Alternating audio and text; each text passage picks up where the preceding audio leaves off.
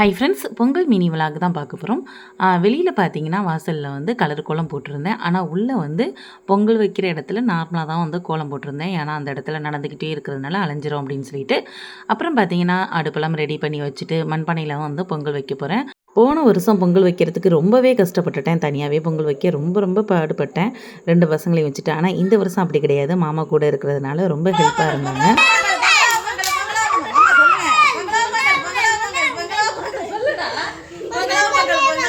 எல்லாரும் சேர்ந்து பொங்கல் வைக்கிறது ரொம்ப ரொம்ப சந்தோஷமா இருந்துச்சு. முதல் அடுப்பில் பார்த்தீங்கன்னா சக்கரை பொங்கல், 2வது அடுப்பில் வெண் பொங்கல். ஒரு வழியாக 2 பொங்கல் வந்து பொங்கிருச்சு. ரொம்ப சந்தோஷமாக இருந்துச்சு. அதுக்கப்புறம் பார்த்தீங்கன்னா சக்கரை பொங்கலுக்கு தேவையான எல்லாமே வந்து நான் தனித்தனியாக எல்லாமே வந்து பானையில் சேர்க்க ஆரம்பிச்சிட்டேன்.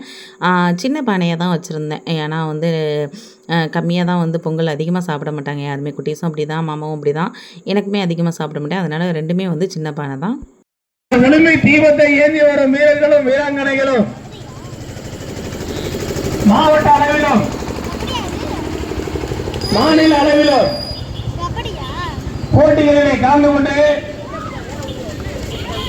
நமது ராமதாஸ் உயர்நிலைப் பள்ளியினுடைய பெருமையை காத்து பல பதக்கங்களை பெற்று வந்தவர்கள் ஒலிம்பிக் தீபத்தை ஏற்றி வந்து கொண்டிருக்கின்றார்கள். பொங்கல் வந்து இறக்கி வச்சுட்டு சாம்பார் வச்சுட்டேன். அதுக்கப்புறம் பார்த்திங்கன்னா ஒலிம்பிக் தீபம் ஏந்தி வந்து பசங்க போய்கிட்டு இருந்தாங்க. அதுக்கப்புறம் வந்து சாமி கும்பிட்டுட்டு அதுக்கப்புறம் வந்து காக்காய்க்கு வந்து சாதம் வந்து எடுத்து வச்சாச்சு.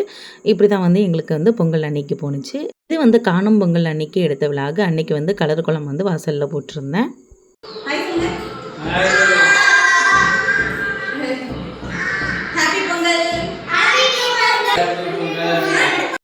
எங்கள் ஊரில் மாடு விடுற முறை வீட்டுக்கு வந்து போயாச்சு. அங்கே வந்து ரொம்ப சிறப்பாகவே வந்து மாடு விடுற ஃபங்க்ஷன் நடந்துக்கிட்டு இருந்துச்சு.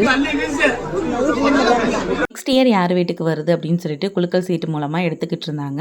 அப்புறம் பார்த்தீங்கன்னா ஸ்நாக்ஸ் எல்லாம் கொடுத்தாங்க, சுண்டல் கொடுத்தாங்க, டீ கொடுத்தாங்க.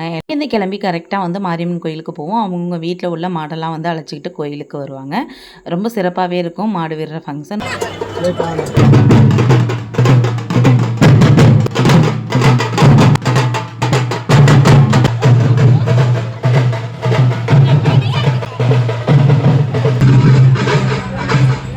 பார்த்தீங்கன்னா எல்லாருமே நடந்து வந்து கோயிலுக்கு போய்கிட்டு இருக்கோம்.